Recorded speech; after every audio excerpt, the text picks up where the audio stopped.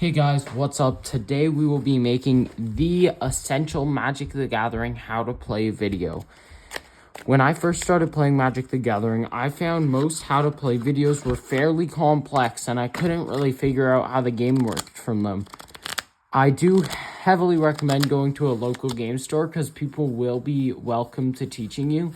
But if you've got none near you, this video will teach you how to play in the simplest way I can.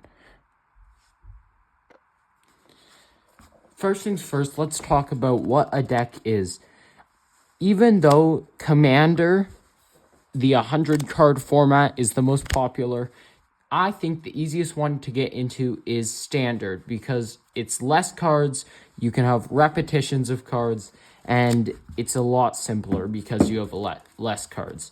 So each deck has 60 cards, and you need a variety of cards to make a deck work. First things first, you need lands. The lands tap for mana, which you use to cast creatures.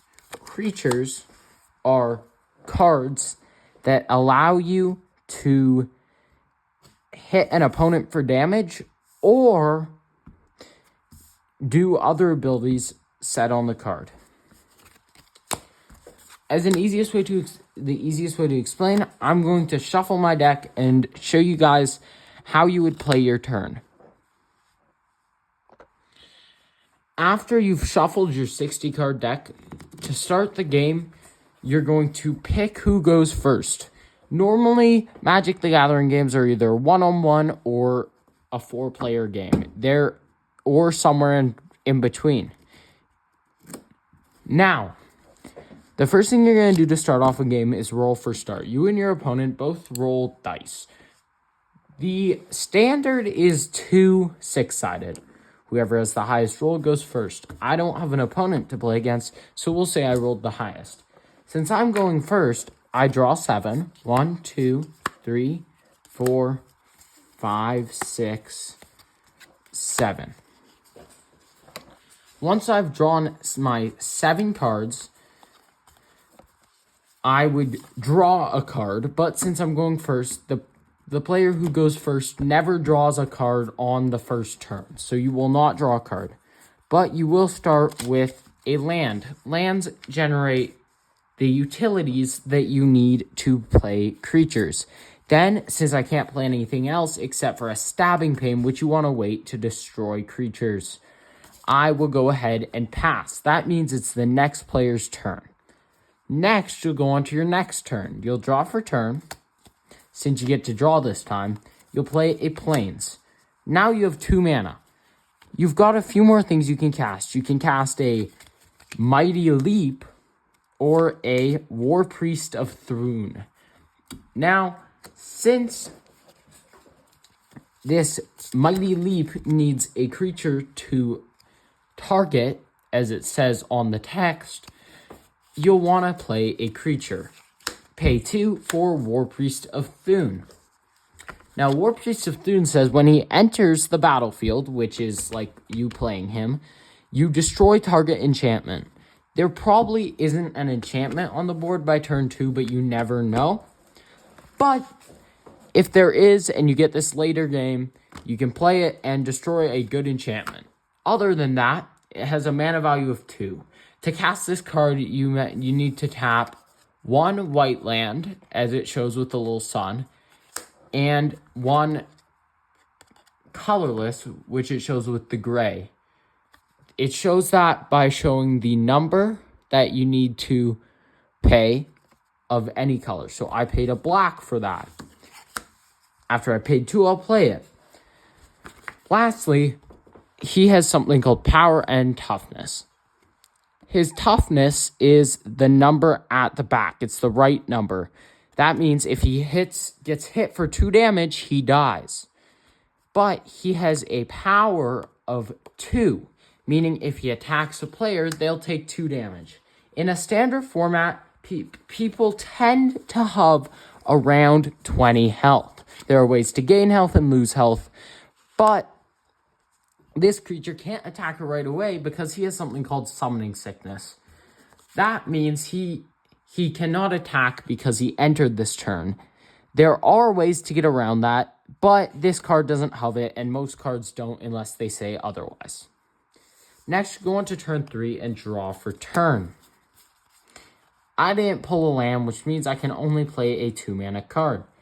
What you're going to want to do now is go and pay 2 for a Ajani's Pridemate. Whenever I gain life, I may put a counter on him. Now, this is a different ability. It's not whenever he enters or when he enters you get to do something. It's whenever you gain life. So, even though he has Summoning Sickness, you're able to attack with your creature War Priest of Thune, hitting your opponent for 2 unless they block. Now, blocking is another means. Say that your opponent has a Regist Deft Gastronaut. He's a 2/2 as well. If he blocks your War Priest of Thune will deal 2 damage to Regist, and Regist has 2 health. And then War Priest of Thune will take 2 damage from Regist, and War Priest of Thune has 2 health.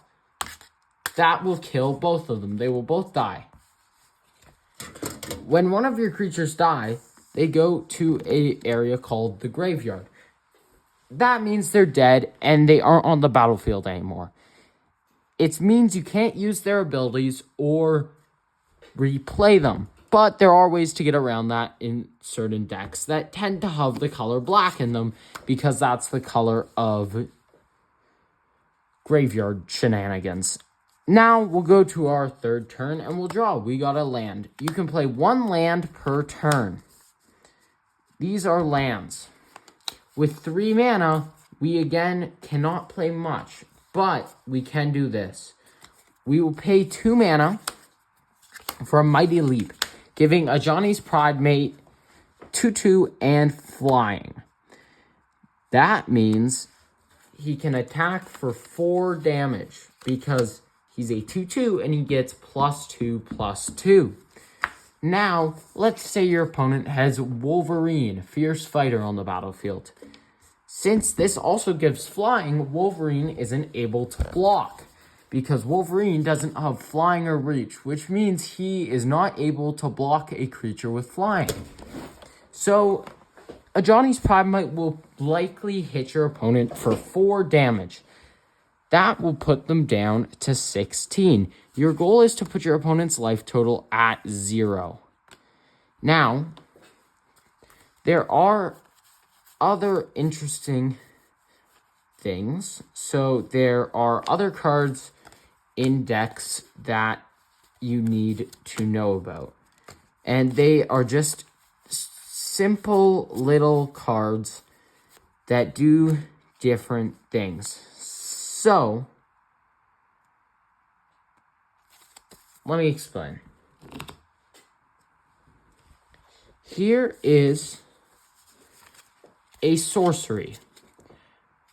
It's 3 mana, a black and 2 colorless to destroy target tapped creature. But it has a keyword called sorcery. That means you play it only on your turn. You're only able to play Assassinate on your turn. And you will pay 3 and destroy target tapped creature, which means, say this guy is tapped, Assassinate will trigger, and he will send Ajani's Pridemate to a graveyard. Now, Assassinate has done its ability, and since it's not a creature and it has no power and toughness, it will go away. Next is another card. It's called an instant. It's very similar, but there's one difference. It has the keyword instant, which means it can be played on your opponent's turn. Let's say they attack with a War Priest of Thune. You can tap 2 and play a Doomblade on their turn to destroy it. Next is an enchantment. Enchantments stay on the battlefield, but they aren't creatures. For example, this one says, at the beginning of your upkeep, you gain 1 life. That means, other than things that say destroy target enchantment, creatures can't destroy this. Lastly, there is an equipment. This is an artifact that stays on the battlefield. It's not a creature, but it also doesn't do anything until you equip it. Once you pay 4 mana, 4 colorless, you have to pay 3 colorless to cast it, and then you pay 4 colorless to equip it to a creature. Once equipped to a creature, it gets a buff. +3, +1. So this goes from a 2/2 to a 5/3. Using dice, you can easily show what its power and toughness is, even when equipped. And the last card, you won't see much, but you might see it quite a few times. There's an enchantment. It's an enchantment, but it's an aura, which means you enchant. On the text, it says enchant creature. Some will say enchant land. Some will say enchant player. There are certain enchantments, but it has the keyword aura, which means you enchant something instead of it just being on the battlefield. Other than that, it's basically the same as an equipment, but it enters attached to something and you can't move it around. With an equipment, you can pay 4 over and over again to move it around if you want. This one, you pay 4 and it stays on that creature and you don't have to pay again. This one says enchanted creature gets a +1/+1 for each planes you control and has flying, which means if you control 2 planes, it gets a +2/+2 and has flying.